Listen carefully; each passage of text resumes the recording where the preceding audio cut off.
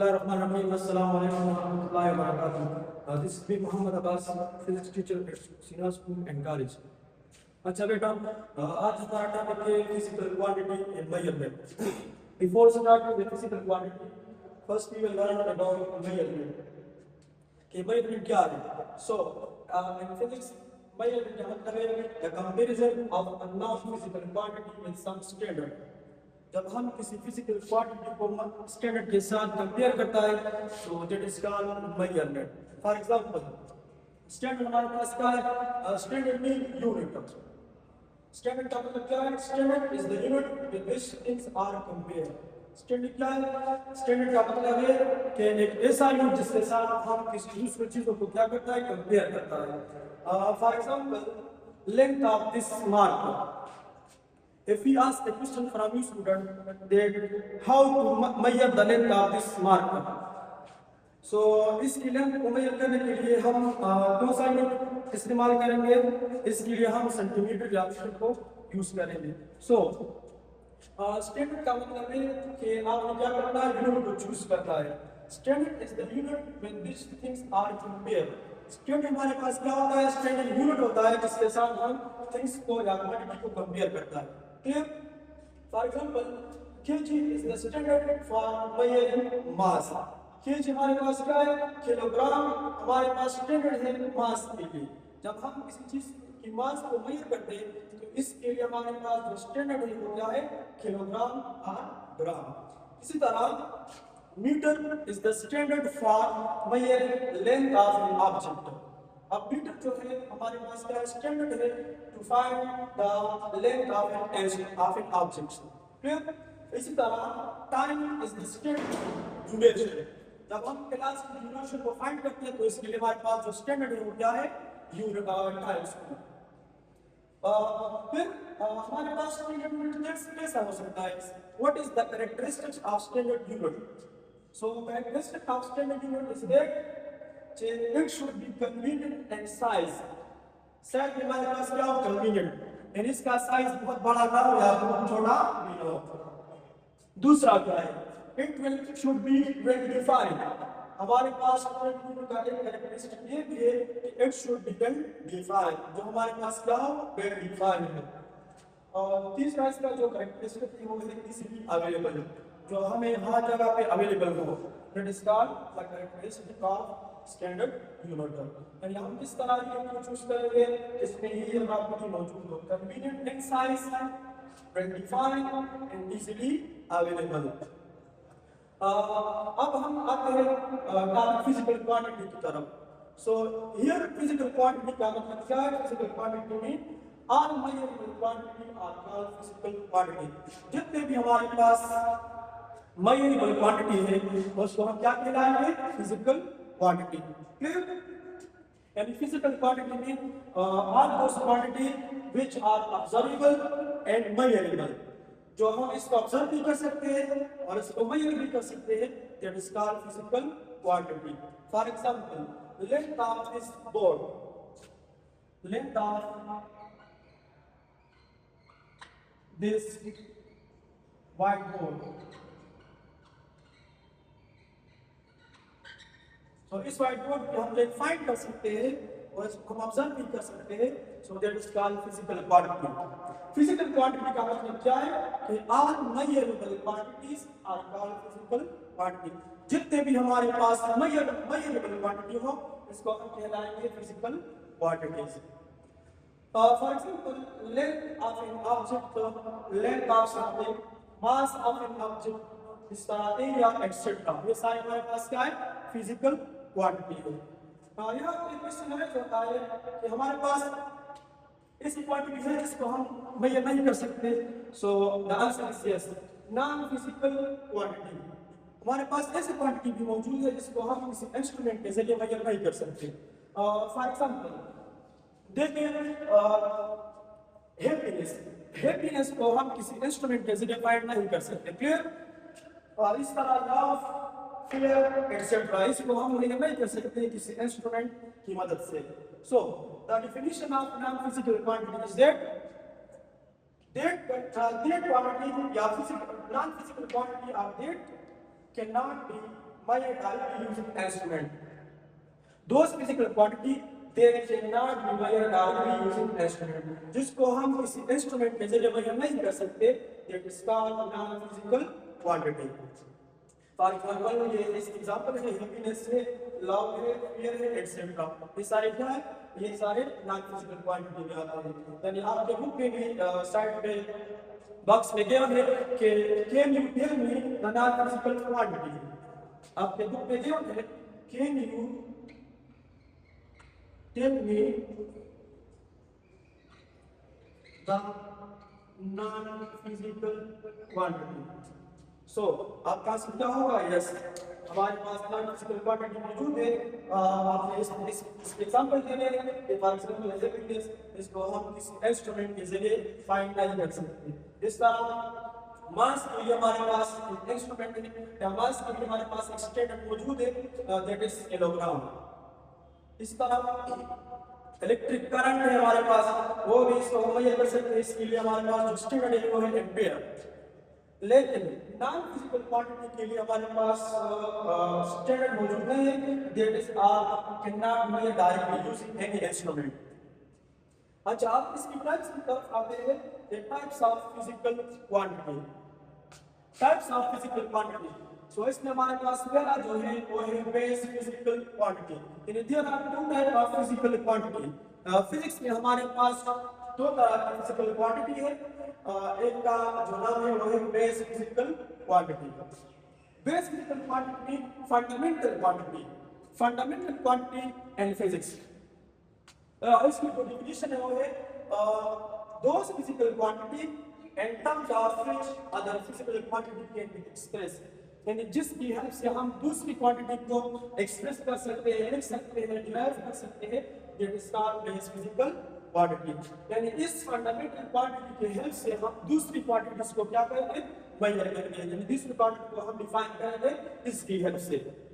So there are some basic physical quantity. हमारे पास जो फंडामेंटल क्वांटिटी है या बेसिक फिजिकल क्वांटिटी है वो है 7.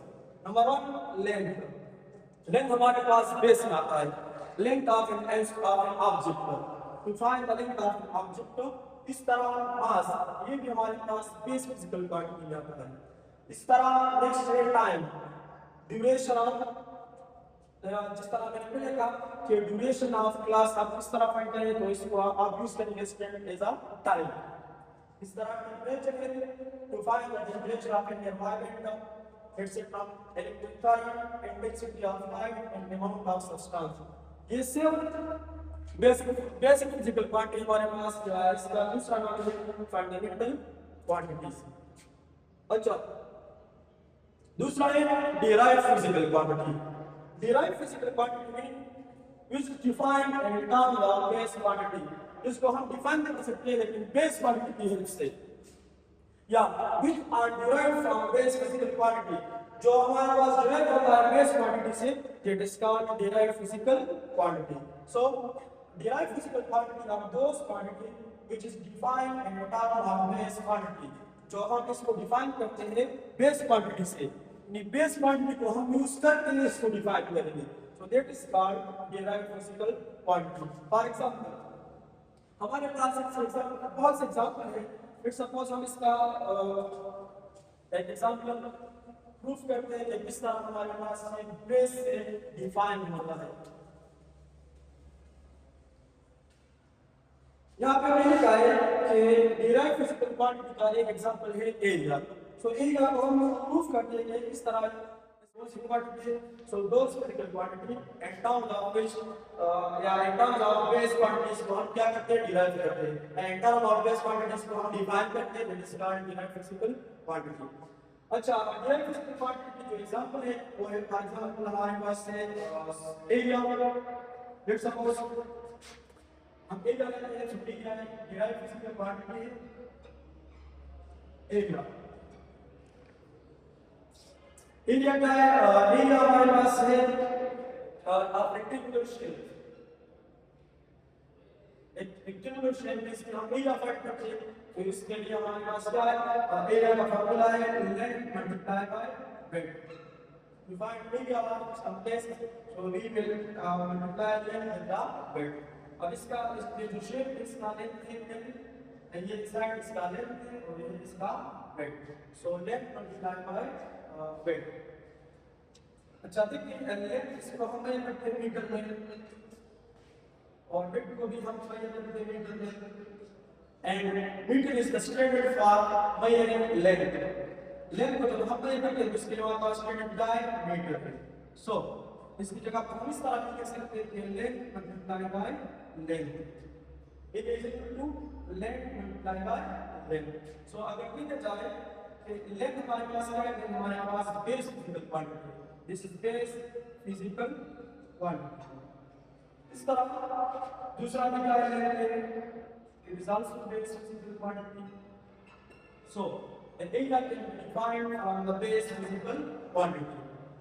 Length multiplied by length, but length multiplied by length, this is we will get area.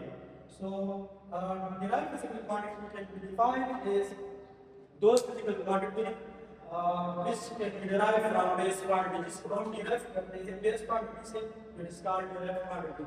हम कहीं हमारे पास derived quantity क्यों, क्योंकि हमने इसको derive किया है डिफाइन किया base physical quantity से।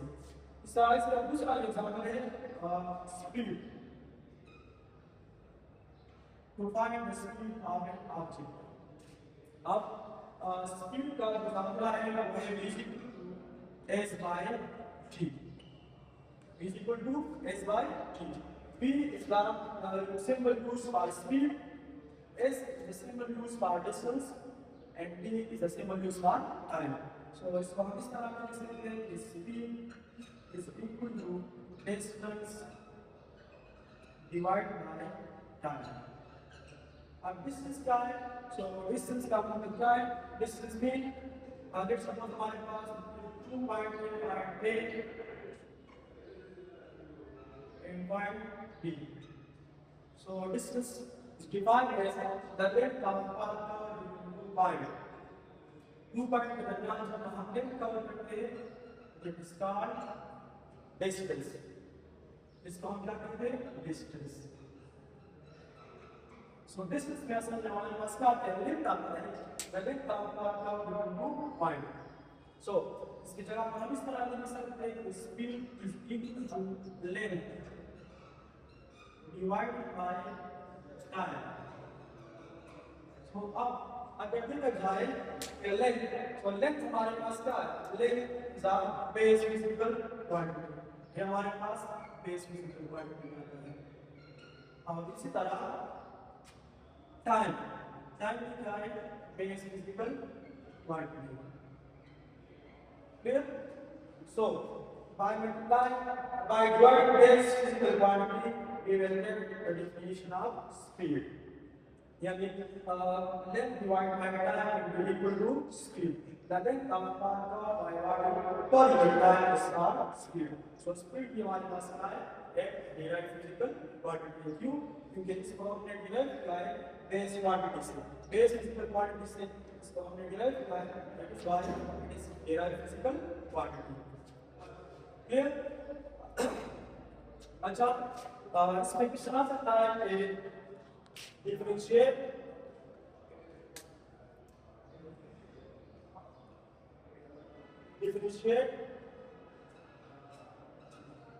between physical and non-physical quantity. इस तरह को समझ सकता है कि define non-physical quantity. Here the define physical quantities in examples. Clear? तो इस तरह से सुना सकते हैं। अगर इसमें कोई क्वेश्चन है तो हम पूछ सकते हैं ऑनलाइन सेशन में।